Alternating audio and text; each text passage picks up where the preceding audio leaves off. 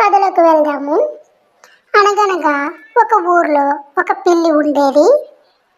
అది ఆ ఊరంతా తిరుగుతూ పాలు, పెరుగు, మాంసం, చేపలు ఎవరింట్లో ఏది దొరికితే అది ఏ మూల దాచుకున్న పసిగట్టి మరీ తినేసేది. దాంతో ఊళ్ళో వారందరూ ఈ పిల్లి ఆగడాల గురించే మాట్లాడుకోవడం మొదలుపెట్టారు. అందరూ కలిసి దానికి దొంగ పిల్లని కూడా బిరిగి తగిలించారు. తిట్టుకునేవారు. ఆ పిల్లిని ఏదో ఒక విధంగా వదిలించుకోవాలని ప్రయత్నించేవారు. కానీ అది అంత సులువుగా ఎవరికీ దొరికేదే కాదు.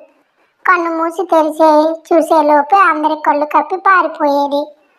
దాంతో ఊరు పెద్దలంతా ఊళ్ళో పిల్లలకి పిల్లి ఆట కట్టించే బాధ్యత అప్పగించారు. కొంతకాలానికి పిల్లి అందరి ఇళ్లలో దొంగతనంగా తినటం మానేసింది.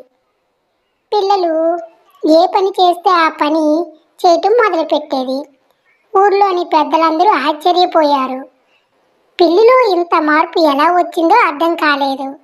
ఒకరోజు ఊరు పెద్దలందరూ ఊరు మధ్యలో చెట్టు కింద కూర్చొని పిల్లలు పిలిచి ఆ పిల్లిని మీరు ఏం చేసి మార్చారు అని అడిగారు. అప్పుడు పిల్లలు ఈ పిల్లి చేసే పనులు కొన్ని రోజులు జాగ్రత్తగా గమనించాము. పిల్లికి బాగా ఆకలేసినప్పుడల్లా తినే పదార్థాలు ఉన్న ఇళ్లలోకి దూరుతుంది. ఎక్కడ దాచినా తినేస్తుందని మాకు అర్థమైపోయింది. అప్పటి నుంచి మేము దానికి ప్రతిరోజు తినటానికి ఏదో ఒకటి పెట్టడం మొదలుపెట్టాం. అలా కొన్ని రోజులు పెట్టేసరికి అది ఎక్కడికి వెళ్లకుండా మేము పెట్టే తిండి కోసం ఎదురు చూడసాగింది. దాంతో పిల్లి ఎందుకు ఇలా చేస్తుందో మాకు అర్థమయ్యింది. మేము దానికి క్రమం తప్పకుండా తిండి పెట్టాం. అది మాకు బాగా దగ్గరైపోయింది. మాతో స్నేహంగా ఉండసాగింది.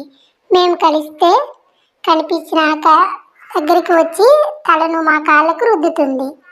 సంతోషంగా గంతులు వేస్తుంది. మేము కూర్చొని ఆడుకుంటే అది మాతో కలిసిపోతుంది. ఈ విధంగా పిల్లి మారింది అని చెప్పారు.